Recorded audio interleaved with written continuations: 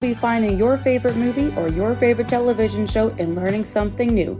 You'll just have to listen to find out. Here is your host, Samantha Parrish. So this month on the Screen Queen, I have something planned that's very out of the norm than what usually happens on this show. I like to keep things very sporadic to go in different plethoras on the platform. But sometimes there are just some new things I can't wait to talk about.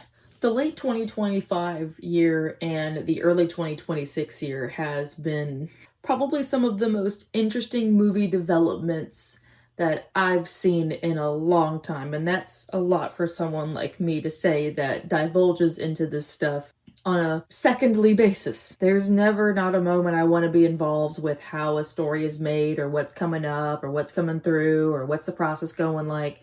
And there's a lot of very interesting things coming through the grapevines. You know, some wanted, some unwanted, some ideas, and some that we just don't want to be ideas. And, you know, that's all valid. But there's been some stuff that I've seen lately in this run that I felt needed a little bit more of a push. You know, a lot of things are subjective. Critics be criticizing things, but there's a couple of pieces that have come through in 2026 that I wanted to go ahead and give a bump to because of how much I felt they really did a valiant job. So I have about 3 films that came out in late 2025 and 2026 that I want to go ahead and give a little selection to on the Screen Queen. And I'm starting out with the film that I first talked about with the releases in 2026, Send Help. Okay, so I wasn't planning on Send Help being one of my new favorite films, but here we are. I talked about Send Help in the beginning of 2026 when it was still in the trailer process. And then when I saw it in theaters, it hit every single check mark that I usually look for in a movie. But when it comes to mean-spirited, cynical movies, this one just took the cake. Having this from Sam Raimi, who already has been giving us a very mean-spirited nature since The Evil Dead, this was like having The Evil Dead with Misery and Castaway as the anti-Blue Lagoon all together. And since I've seen this film an unhealthy amount of times that is still not enough in my opinion, I've been seeing some angles on how a sequel could work. Now, this movie was not made to be one after the other, after the other, after the other, after the other. Thankfully, Sam does know that good things do happen in doses. Sometimes. But it's not Kevin Costner in baseball, so, you know, you gotta count your blessings whenever Sam does something interesting. But this was one of the freshest takes on the isolation trope that gave something like that revitalization. Because personally, I hate that trope. That shows you how much I love that movie. It didn't have to go out to be a perfect film, and the fact that you walk into something with such unlikable people that are supposed to be survivors one way or another, that totally was not intended, but I kind of like how that worked out. It was gonna get me. The things that I learned about Linda Liddle made me want to know more about Linda Liddle, because, you know, that's kind of the whole point about movies, is that you want to know about this fictional world.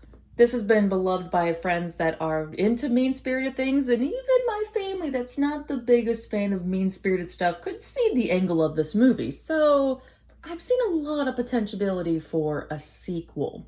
In the powers that be, if there happens to be a Send Help sequel in the making, or they haven't thought about or discarded it, well, this is just something as a freebie for a little what if. The one thing that I loved about Send Help was how much of a little bitch Bradley was as a character. Just someone that was kind of like your Ellis from Die Hard. Like, I can't wait for you to die, but I also don't want you to die. You could totally bring Bradley back as some kind of figment of Linda's imagination. Now, I hate to spoil it for you, but were you really thinking that Rachel McAdams wasn't going to be the top dog in the end of it all? That's kind of why I think there's still some more wiggle room to work the animosity you felt between these two when they were in the corporate world, and then we got into an isolated world. And you could still bring back all the Bradleyisms, and that can live in Linda's head rent-free, and he can be this sort of Harry Morgan that comes up and says his usual things or what he had to do. which kind of explains more about how much of this impacted on Linda that she would still be thinking about him. That woman has a hard time letting things go, you know? That's why we love her, but that's also what makes the driving force behind Linda's motives for how much she just is gonna, get you. Another thing that I thought about that can so work for a sequel is if you put Linda back on the island in some sort of a survivor type ordeal. I mean, there's no way you can have another plane crash, go back to the same island. It'd have to be some sort of reunion that they can make as cynical as they want, because, of course we love exploitation of trauma. I mean, come on. That's America, baby. But Linda would definitely want to take a challenge. If someone were to ask her, hey, do you want to come to this isolated island and really prove what you can do? She'd be like, sign me up, because I'm not a quitter. But that could also lead to finding out what happened on the island. There could be some familiar things that was very reminiscent of when she was on there with Bradley, if it happens to be the same island. I wonder how you're gonna be putting Linda in a more chaotic environment than the one that she took as a challenge, because everything at this point is just gonna be another thing to conquer. She literally is in a place where Bradley is at now, probably a little bit more par from the course than the CEO of a company. Like, Linda is the winner take all. So there's no challenge she won't say no to. So if there was something that had to do with her going back on an island for a surviving challenge, I'm sure that's what would make the driving force to seeing her go back in a similar scenario that will be different, but how much of the similarities are going to come back. But there could also be so much time has passed that Linda might have some new skills that we haven't seen yet, because Linda truly is underestimated as everything. You really don't know what her next move is going to be, which makes her a very complex and cunning character. So another thing I thought about, what's the title going to be? You can't do Send Help 2, because that title wouldn't exactly work for Linda being in danger, since she is the danger. And I don't know how she'd put herself in another dangerous situation that she can't handle when they're usually just challenges to her. So maybe it should be called No Help. Maybe it should be called Get Help. Maybe if you're going to have the same title again, like Send Help, No Help is Coming. I don't know. I think they could work around the same title being reworked, as long as it's not Send Help 2. I mean, Evil Dead works as Evil Dead 2 before we had Army of Darkness and other unique titles, and sometimes you just have to put a 2 at the end of something, but I don't know. I like this film to be more than what the title is going to suggest.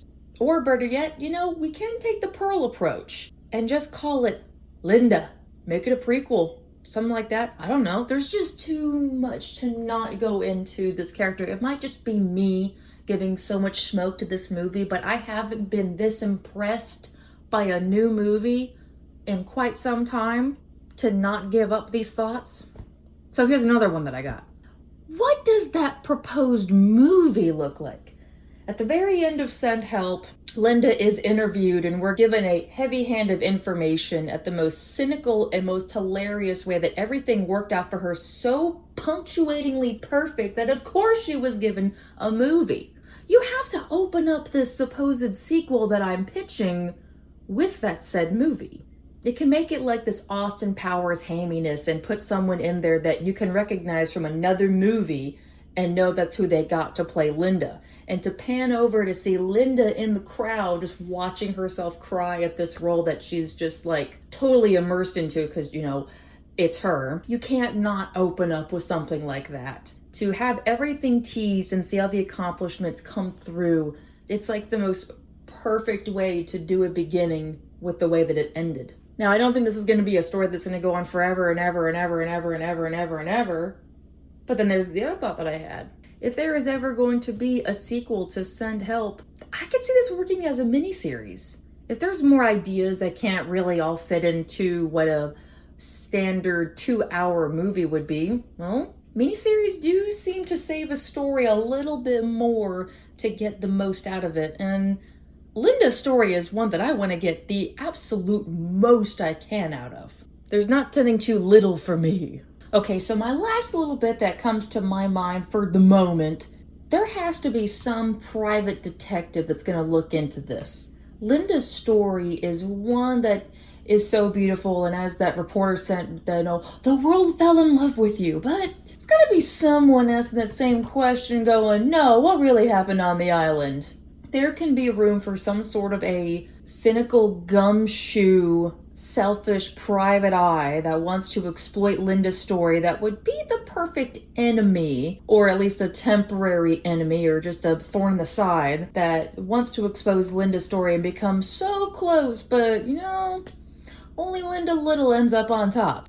I don't know what kind of characters they could come up with, since in this first film there were such few characters that it actually benefited the film more that you didn't have many people to attach to. Because the whole point really was the two people on the island, not the people that happened at the office. So I would hope whatever characters that go into the sequel, that it would have the same amount, just so Linda's story doesn't end up becoming a footnote in her own sequel.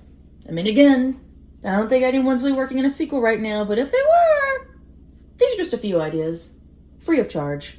Looking at the way Send Help kind of fared, it's just one of those films that just happened to come out and just didn't really get on top anywhere. But considering this is a film about somebody who gets out at the end, I like to think that this film won in its own way, with just being frightening, funny as hell, and just downright fantastic. But those are my thoughts. I would love to hear yours. Definitely reach out to me at my Instagram, at the Queen of the Screen, where I am up for all types of movie conversations. It's what I'm here for. You can find me virtually anywhere on the internet. Amazon, YouTube, Spotify. Put your head out the window and I'm sure you're gonna hear someone yelling about movies, and it is most likely me. Next week's episode of The Screen Queen is going to be very fun, and I can't wait for it to come out. But until then, this is your Screen Queen, signing off. Bye-bye!